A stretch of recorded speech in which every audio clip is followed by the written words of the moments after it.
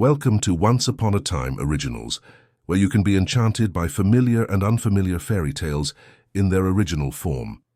Today you will hear Sleeping Beauty, a fairy tale by the brothers Grimm.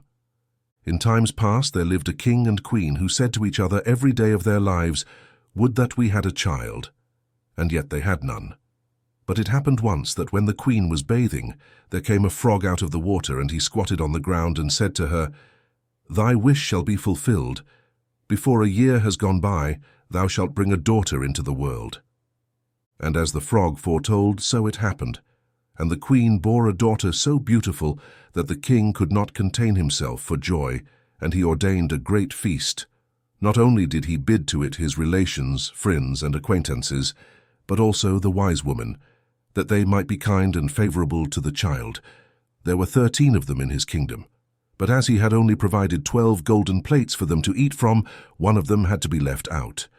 However, the feast was celebrated with all splendor, and as it drew to an end, the wise women stood forward to present to the child their wonderful gifts. One bestowed virtue, one beauty, a third riches, and so on, whatever there is in the world to wish for. And when 11 of them had said their say, in came the uninvited 13th, burning to revenge herself, and without greeting or respect, she cried with a loud voice, "In the 15th year of her age, the princess shall prick herself with a spindle, and shall fall down dead." And without speaking one more word, she turned away and left the hall. Everyone was terrified at her saying, when the 12th came forward, for she had not yet bestowed her gift, and though she could not do away with the evil prophecy, yet she could soften it. So she said, "The princess shall not die, but fall into a deep sleep for 100 years. Now the king, being desirous of saving his child even from this misfortune, gave commandment that all the spindles in his kingdom should be burnt up. The maiden grew up, adorned with all the gifts of the wise women. And she was so lovely, modest, sweet, and kind and clever, that no one who saw her could help loving her. It happened one day, she being already 15 years old, that the king and queen rode abroad, and the maiden was left behind alone in the castle. She wandered about into all the nooks and corners, and into all the chambers and parlours, as the fancy took her, till at last she came to an old tower. She climbed the narrow winding stair, which led to a little door, with a rusty key sticking out of the lock.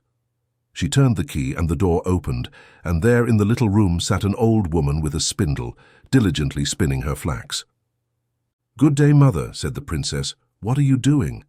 "I am spinning," answered the old woman, nodding her head. "What thing is that twists round so briskly?" asked the maiden, and taking the spindle into her hand she began to spin. But no sooner had she touched it than the evil prophecy was fulfilled, and she pricked her finger with it. In that very moment she fell back upon the bed that stood there and lay in a deep sleep. And this sleep fell upon the whole castle. The king and queen, who had returned and were in the great hall, fell fast asleep, and with them the whole court. The horses in their stalls, the dogs in the yard, the pigeons on the roof, the flies on the wall. The very fire that flickered on the hearth became still and slept like the rest, and the meat on the spit ceased roasting, and the cook, who was going to pull the scullion's hair for some mistake he had made, let him go and went to sleep. And the wind ceased, and not a leaf fell from the trees about the castle. Then round about that place there grew a hedge of thorns thicker every year, until at last the whole castle was hidden from view, and nothing of it could be seen but the vane on the roof. And a rumour went abroad in all that country of the beautiful sleeping Rosamond, for so was the princess called. And from time to time many kings' sons came and tried to force their way through the hedge, but it was impossible for them to do so, for the thorns held fast together like strong hands, and the young men were caught by them, and not being able to get free, there died a lamentable death.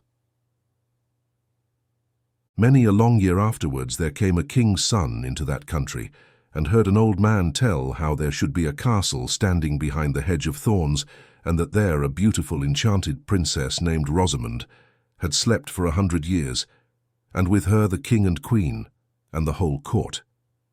The old man had been told by his grandfather that many kings' sons had sought to pass the thorn hedge, but had been caught and pierced by the thorns and had died a miserable death. Then said the young man, "Nevertheless, I do not fear to try. I shall win through and see the lovely Rosamond." The good old man tried to dissuade him, but he would not listen to his words. For now the 100 years were at an end, and the day had come when Rosamond should be awakened. When the prince drew near the hedge of thorns, it was changed into a hedge of beautiful large flowers, which parted and bent aside to let him pass, and then closed behind him in a thick hedge. When he reached the castle yard, he saw the horses and brindled hunting dogs lying asleep, and on the roof the pigeons were sitting with their heads under their wings. And when he came indoors, the flies on the wall were asleep, the cook in the kitchen had his hand uplifted to strike the scullion, and the kitchen maid had the black fowl on her lap ready to pluck. Then he mounted higher, and saw in the hall the whole court lying asleep, and above them, on their thrones, slept the king and the queen. And still he went farther, and all was so quiet that he could hear his own breathing. And at last he came to the tower and went up the winding stair and opened the door of the little room where Rosamond lay, and when he saw her looking so lovely in her sleep, he could not turn away his eyes, and presently he stooped and kissed her. And she awaked and opened her eyes and looked very kindly on him. And she rose, and they went forth together, and the king and the queen and whole court waked up, and gazed on each other with great eyes of wonderment. And the horses in the yard got up and shook themselves, the hounds sprang up and wagged their tails, the pigeons on the roof drew their heads from under their wings, looked round, and flew into the field. The flies on the wall crept on a little farther. The kitchen fire leapt up and blazed, and cooked the meat. The joint on the spit began to roast. The cook gave the scullion such a box on the ear that he roared out, and the maid went on plucking the fowl. Then the wedding of the prince and Rosamond was held with all splendour, and they lived very happily together until their lives' end. If you liked the story in its original version, don't forget to subscribe to the channel, hit the bell and leave a like. Thank you, and see you next time on Once Upon a Time Originals.